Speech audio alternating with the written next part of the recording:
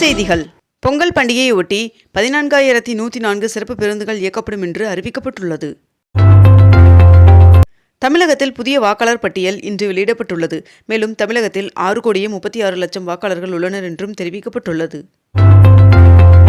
சட்டப்பேரவையில் உரையை வாசிக்காத ஆளுநர் RN ரவி அவர்களின் செயலுக்கு விசிக தலைவர் திருமாவளவன் அவர்கள் கண்டனம் தெரிவித்துள்ளார். ஆளுநர் RN ரவி அவர்கள் சட்டப்பேரவையில் இருந்து வெளியேறியது குறித்து விளக்கமளித்த எக்ஸ் தளத்தில் பதிவு சில நிமிடங்களில் நீக்கப்பட்டது. இந்த ஆண்டின் முதல் சட்டப்பேரவை கூட்டத்தொடர் இன்று தொடங்கியது. கூட்டத்தொடர் தொடங்கிய 3 நிமிடத்தில் சட்டப்பேரவையில் இருந்து ஆளுநர் RN ரவி அவர்கள் புறப்பட்டார். யார் அந்த சார் என்ற பேட்ச் பொருத்தப்பட்ட சட்டையை அணிந்து அதிமுக MLAக்கள் இன்று தமிழக சட்டப்பேரவை கூட்டத்தொடருக்கு வருகை தந்தனர். 22 கேரட் ஆபண தங்கத்தின் விலையில் எந்த ஒரு மாற்றம் இல்லாமல் இன்று ஒரு சவரன் 57,720 ரூபாய்க்கு விற்பனையாகிறது. அதேபோல் 1 கிராம் வெள்ளியின் விலை 99 ரூபாய்க்கு விற்பனை செய்யப்பட்டு வருகிறது. பிரதமர் நரேந்திர மோடி அவர்கள் தில்லியில் முதல் நமோ பாரத் விரைவு ரயில் சேவையை நேற்று தொடங்கி வைத்தார்.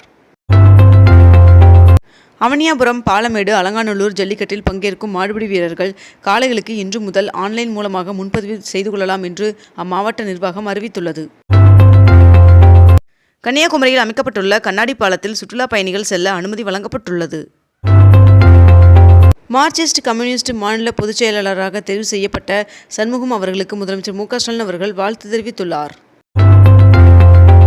இந்தியாவின் முதல் ஜன்பீட்டா தலைமுறை குழந்தை ஜனவரி 1ஆம் தேதி அன்று மிஸ்ரோமில் பிறந்தது.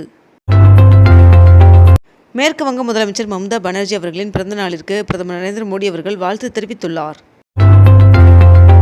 இலங்கையில் நிர்மாணிக்கப்பட்டுள்ள அதானி அவர்களின் எரிசக்தி திட்டங்கள் பரிசீலிப்பதற்கு குழு ஒன்றை நியமிப்பதற்கான யோசனை அமைச்சரவையில் சமர்ப்பிக்கப்பட உள்ளதாக தகவல் வெளியாகியுள்ளது. தமிழ்நாடு மருத்துவமனையில் காலியாக உள்ள 2,553 மருத்துவர் பணியிடங்கள் இம்மாத இறுதிக்குள் நிரப்பப்படும் என்று அமைச்சர் மா சுப்பிரமணியன் அவர்கள் தகவல் தெரிவித்துள்ளார்.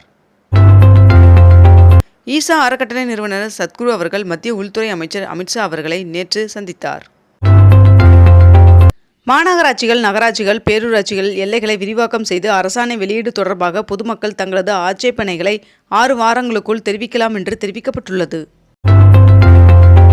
சென்னை மாநகர பகுதிகளில் வடகிழக்கு பருவமழையை முன்னிட்டு சாலைகளில் பள்ளம் தோண்ட விதிக்கப்பட்ட தடையை நீக்கி மாநகராட்சி ஆணையர் குமரகுருபரன் அவர்கள் உத்தரவிட்டுள்ளார்.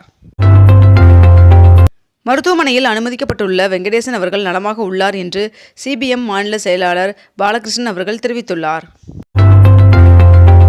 சிந்துவெளி பண்பாட்டு கண்டுபிடிப்பு நூற்றாண்டு நிறைவு விழாவை ஒட்டி பன்னாட்டு கருத்தரங்கை முதலமைச்சர் மு க ஸ்டாலின் அவர்கள் தொடங்கி வைத்துள்ளார். பழனி முருகன் சுவாமி கோவிலில் காலி பணியிடங்களை நிரப்ப அறிவிப்பு வெளியாகியுள்ளது. மொத்தம் 296 பணியிடங்கள் நிரப்பப்பட உள்ளதாகவும் மேலும் இப்பணியிடங்களுக்கு விண்ணப்பிக்கலாம் என்றும் தெரிவிக்கப்பட்டுள்ளது. திருவள்ளுவர் திருநாளன்று வழங்கப்பட உள்ள 2025ஆம் ஆண்டிற்கான விருதுகள் குறித்து தமிழ்நாடு அரசு அறிவிப்பு வெளியிட்டுள்ளது. நடப்பாண்டில் பொங்கல் பண்டிகை வருகின்ற ஜனவரி 14, 15 மற்றும் 16 ஆகிய தேதிகளில் கொண்டாடப்பட உள்ள நிலையில் ஜனவரி 17ஆம் தேதியும் தமிழக அரசு விடுமுறை அறிவித்துள்ளது. சபரிமலையில் ஒரு சர்வதேச பசுமை விமான நிலையம் கட்டப்படும் என்று அறிவிக்கப்பட்டுள்ளது. விண்வெளியில் தாவர விதையை முளைக்க வைத்து இஸ்ரோ சாதனை படைத்துள்ளது. ஆவின் நிறுவனத்தின் ஐஸ்கிரீம் வகைகளை பொதுமக்கள் எளிதில் பெற நடவடிக்கை எடுக்கப்பட்டுள்ளதாக தகவல் தெரிவிக்கப்பட்டுள்ளது. இன்று முதல் கர்நாடக மாநிலத்தில் அரசு பேருந்து கட்டணம் 15% உயர்த்தப்பட உள்ளதாக தெரிவிக்கப்பட்டுள்ளது. அரசு பள்ளிகளில் ஆண்டு விழா நடத்த 14 கோடி ரூபாய் ஒதுக்கீடு செய்து தமிழ்நாடு அரசு உத்தரவு பிறப்பித்துள்ளது. சென்னை ஆவடி அருகே முகசிதைவால் பாதிக்கப்பட்டு மீண்ட சிறுமி டானியா அவர்களுக்கு முதலமைச்சர் மு க ஸ்டாலின் அவர்கள் வீடு வழங்கினார். வருகின்ற 20ஆம் தேதி அமெரிக்க அதிபராக டொனால்ட் ட்ரம்ப் அவர்கள் பதவியேற்கும் நிலையில் அவர் மீதான நிதி முறைகேடு வழக்கில் 10ஆம் தேதி தண்டனை விவரங்கள் வெளியிடப்படும் என்று நியூயார்க் நீதிமன்றம் அறிவித்துள்ளது. ஆம்ஸ்ட்ராங் அவர்களின் கொலை வழக்கின் விசாரணையை வருகின்ற 10ஆம் தேதிக்கு ஒத்திவைத்து உத்தரவிடப்பட்டுள்ளது. சென்னை தேனாம்பேட்டையில் கழிவுநீர் அகற்றும் வாகனங்களின் செயல்பாடுகள் குறித்து முதலமைச்சர் மு க ஸ்டாலின் அவர்கள் ஆய்வு மேற்கொண்டுள்ளார். சபரிமலைக்கு ஒரு சர்வதேச பசுமை விமான நிலையம் கட்டப்படும் என்று அறிவிக்கப்பட்டுள்ளது. தமிழ்நாடு முழுவதும் தனியார் பள்ளிகளில் மாணவர்களின் பாதுகாப்பு ஏற்பாடுகளை கண்காணிக்கவும் பள்ளிகளின் உட்கட்டமைப்பு கண்காணித்து ஆலோசனை வழங்கிடவும் ஜனவரி 10ஆம் தேதி திருச்சியில் தமிழ்நாடு தனியார் பள்ளிகள் சங்கம் அவசர ஆலோசனை கூட்டம் மேற்கொள்ள உள்ளது. சாத்தூர் அருகே பட்டாசு ஆலை விபத்தில் உயிரிழந்தவர்களின் குடும்பத்திற்கு தலா 4 லட்சம் ரூபாய் நிவாரணம் வழங்க முதலமைச்சர் மு.க.ஸ்டாலின் அவர்கள் உத்தரவிட்டுள்ளார். இந்தியாவில் 18 வயதிற்கு உட்பட்டவர்கள் சமூக ஊடக கணக்குகள் தொடங்க பெற்றோர்களின் ஒப்புதல் தேவை என்று ஒன்றிய அரசின் டிஜிட்டல் தனிநபர் தரவு பாதுகாப்பு சட்ட வரைவு விதிகளில் தெரிவிக்கப்பட்டுள்ளது. தமிழகத்தில் ஈரோடு, திருப்பூர், மதுரை, தஞ்சாவூர், திண்டுக்கல், திருச்சி உள்ளிட்ட மாவட்டங்களில் சாலை விரிவாக்க பணிகளுக்கு நிதி ஒதுக்கப்பட்டுள்ளதாக மத்திய அமைச்சர் நிதின் கட்கரி அவர்கள் தெரிவித்துள்ளார்.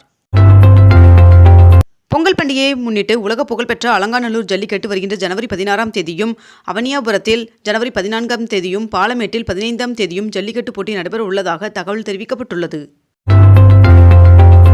வருகின்ற ஜனவரி 21 மற்றும் 22 ஆகிய தேதிகளில் சிவகங்கையில் முதலமைச்சர் மு.க.ஸ்டாலின் அவர்கள் சுற்றுப்பயணம் செய்ய உள்ளார் என்று அமைச்சர் பெரியகருப்பன் அவர்கள் தகவல் தெரிவித்துள்ளார். முதலமைச்சர் மு.க.ஸ்டாலின் அவர்களின் தலைமையிலான திமுக ஆட்சியில் 40 மாதங்களில் 1666 புதிய நியாய விலைக் கடைகள் திறக்கப்பட்டுள்ளது என்று தெரிவிக்கப்பட்டுள்ளது. பொங்கல் பண்டிகையை ஒட்டி சென்னையில் ஜனவரி 4, 5, 11 மற்றும் 12 ஆகிய தேதிகளில் கூடுதலாக 50 மாநகர பேருந்துகள் இயக்கப்பட உள்ளதாக தெரிவிக்கப்பட்டுள்ளது. தாம்பரம், திருச்சி இடையே மேற்கண்ட இந்த தேதிகளில் ஜன் சதாப்தி சிறப்பு அதிவிரைவு ரயில் இயக்கப்படும் என்று தெற்கு ரயில்வே அறிவித்துள்ளது.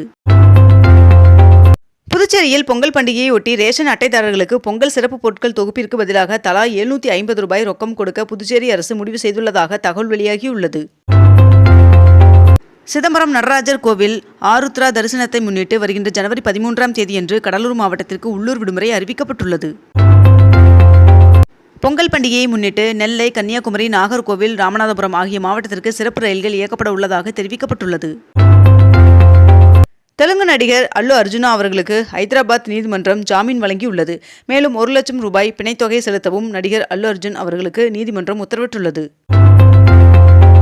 நீர்வளத்துறை அமைச்சர் துரைமுருகன் அவர்கள் நீர்வளத்துறையின் மூலம் சிறந்த முறையில் பராமரிக்கப்பட்ட 6 அணைகளுக்கான சிறந்த அணை பராமரிப்பு விருதினை வழங்கினார். சட்டமன்ற கூட்டத்தொடர் வருகின்ற 6ஆம் தேதி தொடங்க உள்ள நிலையில் ஆளுநர் RN ரவி அவர்களுடன் சபாநாயகர் அப்பாவு அவர்கள் சந்தித்துள்ளார்.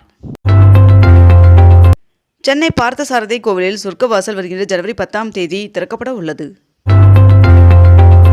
மேட்டூர் அணையிலிருந்து டெல்டா பாசனத்திற்கு நீர் திறப்பு வினாடிக்கு 12,000 கனஅடியாக அதிகரிக்கப்பட்டுள்ளது. தாட்கோ மூலம் 12ஆம் வகுப்பு அல்லது பட்டப்படிப்பு முடித்த ஆதிதிராவிடர் மற்றும் பழங்குடியினத்தை சேர்ந்தவர்களுக்கு சர்வதேச விமான நிலையத்தில் பணிபுரிய பயிற்சி அளிக்கப்பட உள்ளதாக தகவல் தெரிவிக்கப்பட்டுள்ளது. பொங்கல் பண்டிகையொட்டி செங்கல்பட்டு உட்பட 3 மாவட்டங்களில் 10ஆம் தேதி முதல் பலூன் திருவிழா நடைபெற உள்ளதாக தெரிவிக்கப்பட்டுள்ளது. இத்துடன் இன்றைய தலைப்புச் செய்திகள் நிறைவடைகின்றன. மேலும் இதுபோன்ற அண்மை தகவல்களை உடனுக்குடன் தெரிந்து கொள்ள அக்னிபூ சேனலை சப்ஸ்கிரைப் செய்து கொண்டு தொடர்ந்து இணைந்திருங்கள். நன்றி, வணக்கம்.